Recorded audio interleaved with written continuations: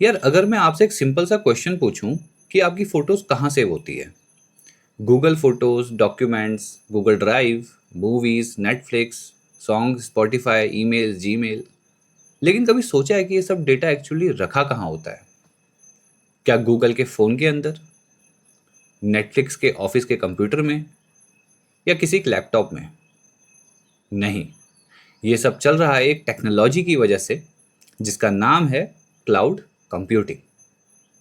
और इंटरेस्टिंग बात ये है कि अगर आप data analyst, data engineer, data scientist, software engineer, AI engineer या आईटी इंडस्ट्री में करियर बनाना चाहते हो ना यार, तो क्लाउड कंप्यूटिंग को इग्नोर करना ऑलमोस्ट इम्पॉसिबल है।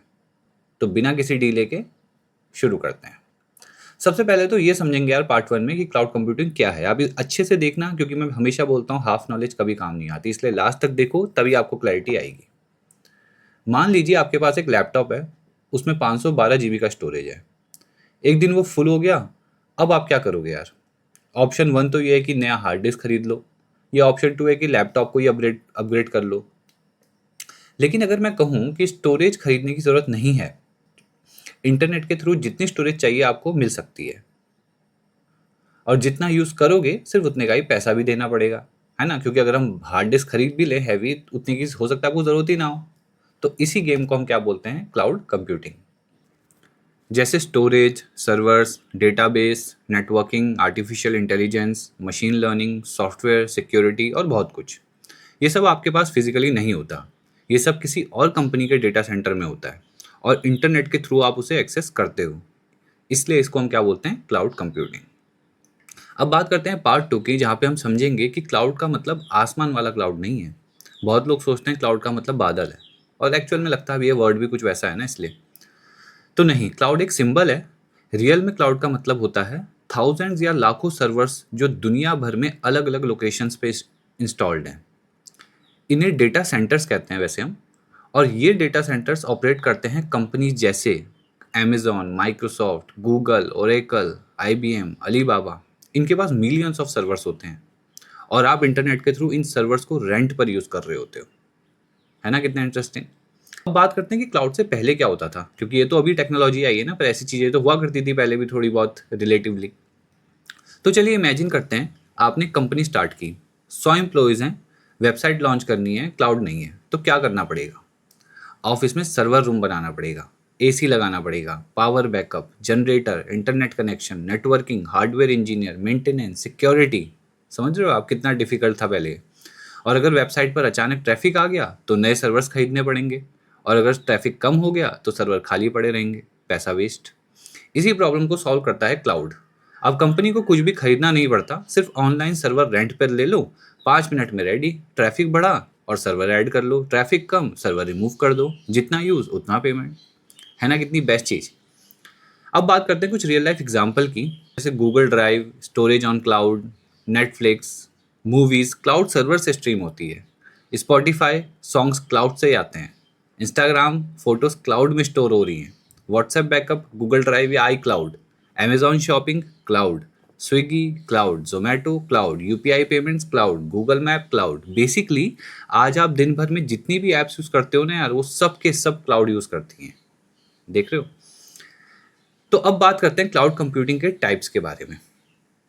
तीन इंपॉर्टेंट टाइप समझते हैं इसके आज हम। एक होता है पब्लिक क्लाउड, प्राइवेट क्लाउड और हाइब्रिड क्लाउड। पब्लिक में क्या होगा? ये सबसे कॉमन है, सर्वर किसी क्लाउड कंपनी का होता है और मल्टीपल कस्टमर यूज कर रहे होते हैं, जैसे कि AWS, Microsoft azure, Google cloud platform, सबसे सस्ता, सबसे पॉपुलर, है ना? अब प्राइवेट की बात करें तो सिर्फ एक कंपनी के लिए होता है, सिक्योरिटी ज़्यादा मिलती है, कंट्रोल ज़्यादा होता है, कॉस्ट भी ज़्यादा होता है, जैसे कि किसका? बैंक का, गवर्नमेंट का, डिफेंस, हेल्थ केयर। ये सब प्राइवेट क्लाउड यूज़ करते हैं। और हाइब्रिड क्या हो जाएंगे? जहाँ पे पब्लिक और प्राइवेट दोनों का कॉम्बिनेशन मिले। सेंसिटिव डेटा प्राइवेट क्लाउड में है और नॉर्मल एप्लीकेशन पब्लिक क्लाउड में है। आज बहुत बड़ी कंपनीज हाइब्रिड क्लाउड को यूज़ करती हैं। अब बात करते हैं इनके सर्विस मॉडल की। तो तीन वर्ड्स आप हमेशा सुनेंगे, लास, पास, सास। इन्हें इजी एग्जाम्पल में समझते हैं, ठीक है? मान लीजिए आप पिज़्ज़ा खाने चाहते हो, मान लीजिए आप पिज़्ज़ा खाना चाहते हो। अब ऑन प्रीमाइस क्या होगा? सब कुछ करना है, इंग्रेडिएंट्स, गैस, कुकिंग, क्लीनिंग, सब कुछ। पर लास्ट में क्या होगा? पिज़्ज़ा इंग्रेडिएंट्स मिल गए, कुकिंग आप करोगे, क्लाउड सिर्फ इंफ्रास्ट्रक्चर देता है, सर्वर, स्टोरेज, नेटवर्किंग, बाकी सब आप मैनेज करते हो। एग्जाम्पल अमेजॉन का EC2, एज्योर वर्चुअल मशीन। अब पास में क्या होगा, इंग्रेडिएंट भी मिल गए, किचन भी मिल गई, बस कुकिंग करो। अब डेवलपर सिर्फ एप्लीकेशन बनाता है, इंफ्रास्ट्रक्चर की टेंशन नहीं लेता। Example Google app engine, azure app service.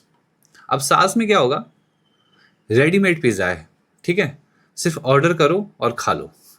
Software directly internet से यूज़ करो, इंस्टॉलेशन भी नहीं करनी, मेंटेनेंस भी नहीं है।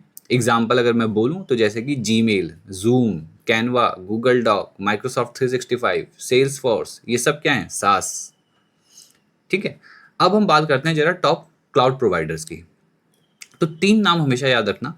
AWS वर्ल्ड का सबसे बड़ा क्लाउड प्रोवाइडर है, मतलब मार्केट लीडर कह लो आप इसे। फिर दूसरा आता है माइक्रोसॉफ्ट एज्योर, तो एंटरप्राइज कंपनीज में बहुत यूज़ होता है, स्पेशली बैंक्स में, कॉर्पोरेट सेक्टर में।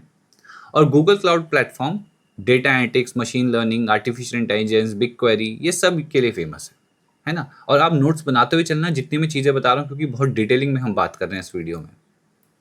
बात करते हैं अब डेटा एनालिस्ट के लिए क्लाउड क्यों इंपॉर्टेंट है। अब ये सेक्शन आपके लिए बहुत इंपॉर्टेंट रहेगा समझना।